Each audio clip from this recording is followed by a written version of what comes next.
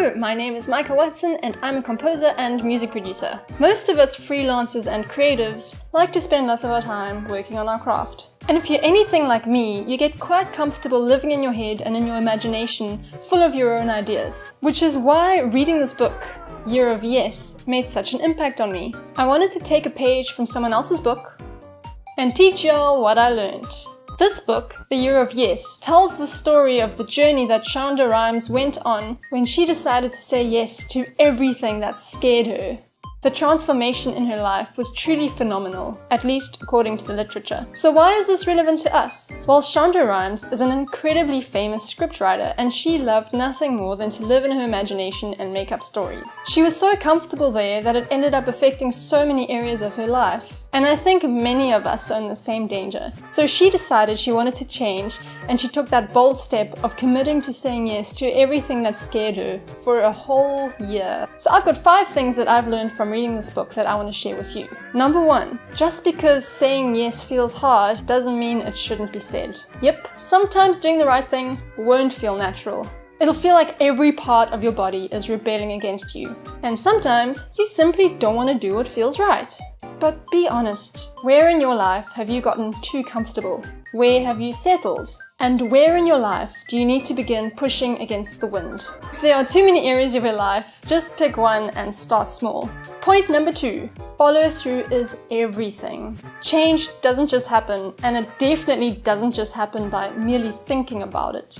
Follow through is everything, so make an action plan and take action steps. For example, if your goal is to say yes to more social engagements, why don't you start small and commit to saying yes to all the birthday parties you're invited to? If you're feeling brave, why not just go ahead and say yes to everything that scares you? I mean, Shonda did it. And you don't believe you can do it? Well, you can. And also, this next tip will help you with that. Number 3, the power pose is a thing. How crazy is this? But standing around for as little as 2 minutes a day in a Wonder Woman pose makes people perceive you as being more dominant and confident. The science is there, guys. I mean, I've been trying it and I feel different. But seriously, if you feel shy or small or lack confidence, consider the poses that you put yourself in during the day. Do you sit hunched up? Do you make yourself small? When you stand, are you hunched? Are you looking down? All these body languages can actually raise your cortisol, as opposed to the power poses, which are shown to raise testosterone levels and lower cortisol at the same time, making you feeling more confident and also more apt to dealing with stress. So try doing some power poses before some scary confrontations. Which brings me to point number 4. You can change. It happened to Shonda in her Year of Yes, but it also happened to me, so I'm gonna scrap the book for a moment and talk about my own personal experience.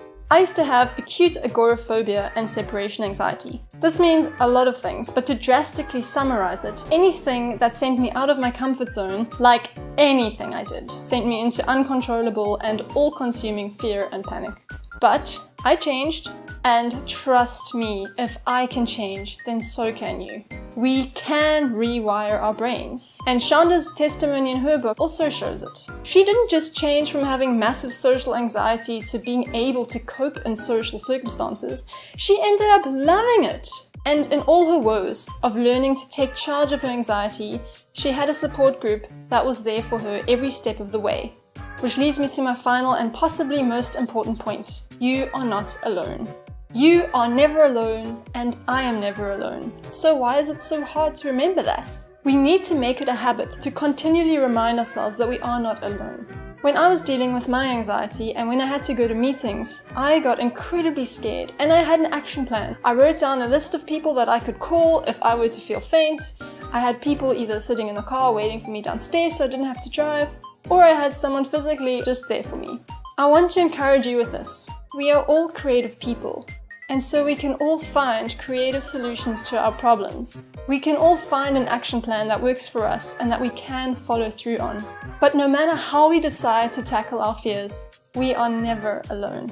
If you have read Year of Yes, or better yet, committed to saying yes to everything or at least some things that scare you, let me know about it. I'd love to follow you on your journey and encourage you in the comments. Thank you for watching and see you next time.